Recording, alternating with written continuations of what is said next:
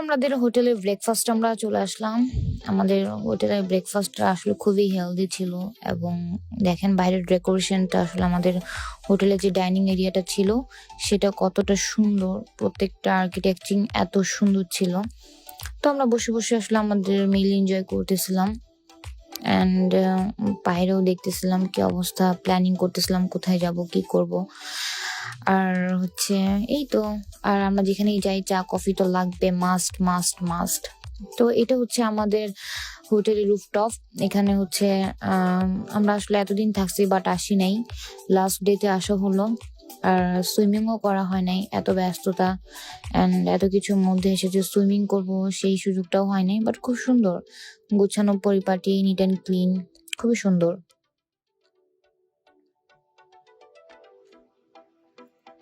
আর এই যে আমাদের হোটেলের রুফটপ থেকে আপনি দেখেন পুরো পাতায়াটা আপনি দেখতে পাবেন। তো আমার কাছে মনে হচ্ছিল যে ওইখানে যাওয়া দরকার কি, এখান থেকেই দেখি। মানে আমাদের হোটেল থেকে এত সুন্দর লাগতেছিল, মানে পুরো ভিউটা। আমি নেক্সট গেলে অবশ্যই আমি এই হোটেলে থাকবো। অ্যান্ড এই হোটেলটা আপাতত আমার নামটা ঠিক মনে পড়ছে না, তবে অবশ্যই আপনারা যদি জানতে চান আমি অবশ্যই কমেন্ট বক্সে পিন ট্যাপ করে দিয়ে দিব। দেখেন কি সুন্দর লাগছে, মানে পাতায়াত আসলেই অনেক সুন্দর। পাতায়াত সি বিচ আমার প্রচন্ড ভালো লেগেছে। এই যে আমি টুকটাক দুই একটা রিলস বানাচ্ছিলাম, ভিডিও নিচ্ছিলাম, দেন চলে আসলাম হোটেল থেকে নিচে নেমে চলে আসলাম। যে জেফ্রি বলল যে না, পানি সাগরে গিয়ে আসলে পা ভেজাবো, সেটা হচ্ছে সবচেয়ে মজা লাগবে। তো তারপর আর কি চলে আসলাম পা ভেজাতে।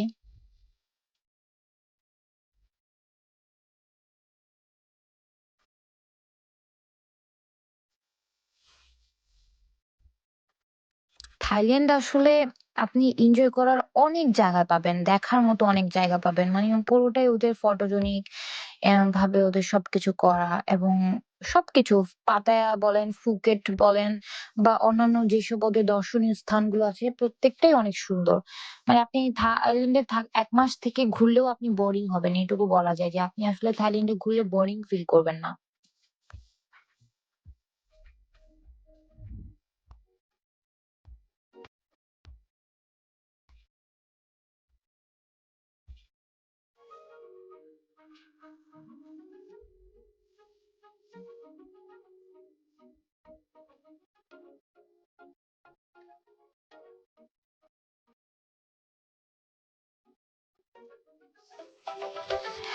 অনেকেই আসলে জানতে চান যে আমরা আসলে থাইল্যান্ডে কিভাবে এসেছি এবং আমরা কি কোনো ট্যুরিজম কোম্পানির মাধ্যমে আসছি কিনা। এরকম না, আমরা আসলে থাইল্যান্ডের ভিসা লাগাই একটা এজেন্সি থেকে, সেখান থেকে ভিসাটা করি। জাস্ট ভিসাটা করে আমরা নিজেরাই আসলে সব এয়ার টিকেট থেকে শুরু করে হোটেল বুকিং সবকিছু আমরা নিজেরাই করেছি।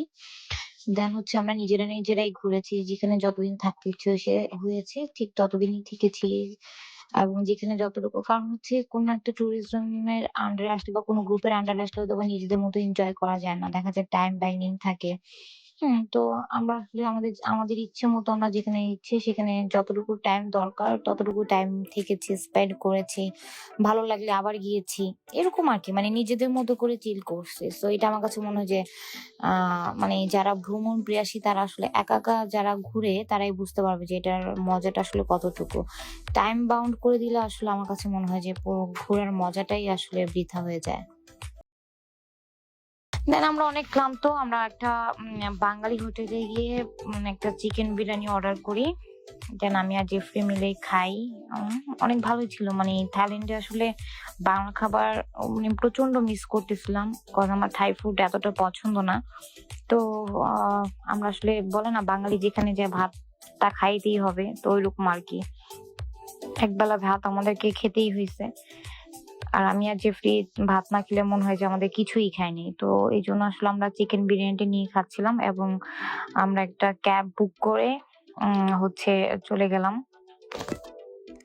দেন আমরা হচ্ছে বিগ বুদ্ধা টেম্পলের দিকে যাচ্ছিলাম। এটা হচ্ছে আ উম পাতায়ার বা থাইল্যান্ডের যেখানেই বলি না কেন, যেহেতু এখানে মেক্সিমাম বুদ্ধিস্ট, তো হচ্ছে সেখানে যাচ্ছিলাম।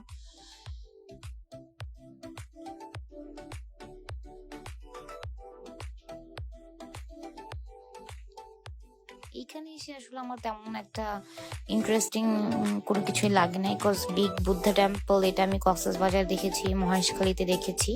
যারা মহেশখালীতে আছেন তারা জানেন যে বুদ্ধ টেম্পল এগুলো সেম দেখতে একই রকম।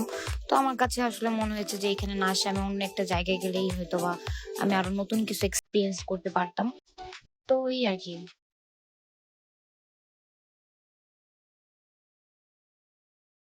এইখানে আসলে সবাই সবার মান্যত করে দেখেন কতগুলো টাকা জমা দিয়ে দেয়। মানত করে এখানে সবাই টাকা গুঁজে দেয়। এটা মনে হয় ওদের কোনো কিছু একটা প্রার্থনার অংশ হবে বা কোনো কিছু। যে সবাই দেখছি টাকা মুড়িয়ে সবাই ওইটার ভিতরে ঢুকায় দিচ্ছে। এবং এখানে দেখেন সবাই প্রার্থনা করতেছে। এটা সবচেয়ে বড় ছিল বাট এটার ফুটেজটা আমি আসলে নিতে পারিনি দূর থেকে।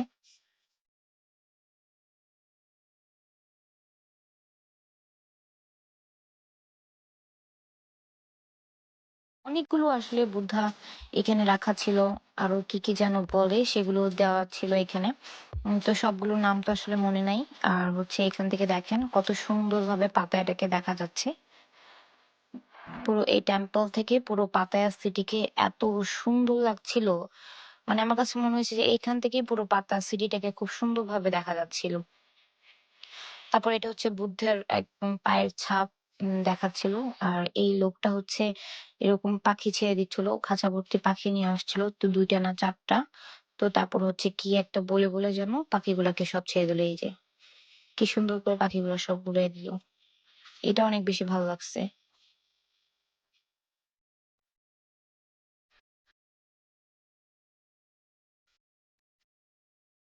দেন এখানে হচ্ছে গোসল করা দিচ্ছিল কেউ আসলে একেক ধর্মের একেক নিয়ম।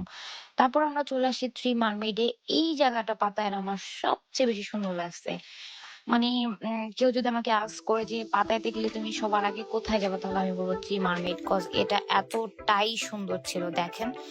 লাইক ও মাই গড, আমার কাছে মনে হয়েছে যে আমি কোথায় চলে আসছি। মানে লাইক সিরিয়াসলি এত সুন্দর গোছানো, এত সুন্দর পরিবেশ। মানে আপনি জাস্ট পাখির বাসা আর কি, মানে পাখির নেস্ট আছে সেরকম বার্ড নেস্ট করে বসার জন্য জায়গা করে রাখছিল। প্লাস আপনি এমনিতেও বসে সবকিছু এনজয় করতে পারবেন।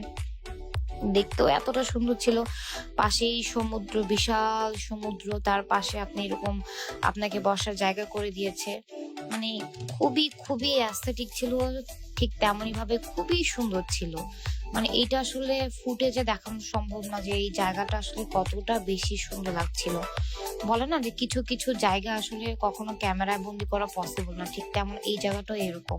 মানে আপনার গেলে মনে হবে কখন যে সময় কেটে যাবে। আমি আর জেফরি এইখানেই মোস্ট অফ দ্য টাইম আসলে স্পেন্ড করছি। কারণ আমাদের মনে হচ্ছিল যে ওয়াও, মানে জাস্ট রিল্যাক্স হয়ে যাবেন পুরো, মেন্টালি এটা রিলিফ করে দিবে আপনাকে। আর আমার কাছে মনে হয় যে এটা বেস্ট একটা জায়গা আউটিং এর জন্য, বা যারা হানিমুন কাপল রয়েছেন তাদের মাস্ট বি এইখানে যাওয়াটা দরকার। তাহলে বেস্ট একটা মোমেন্ট আসলে আপনারা পাবেন। দেখেন আকাশটাও এত সুন্দর ছিল, এত বাতাস ছিল সেদিন।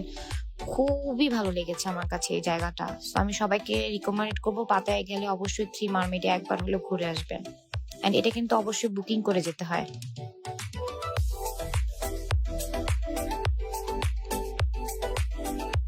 দেখেন কি সুন্দর করে পাখির নেস্ট করে দিয়েছে। দেন আমরা এই ডেজার্টটা অর্ডার করি।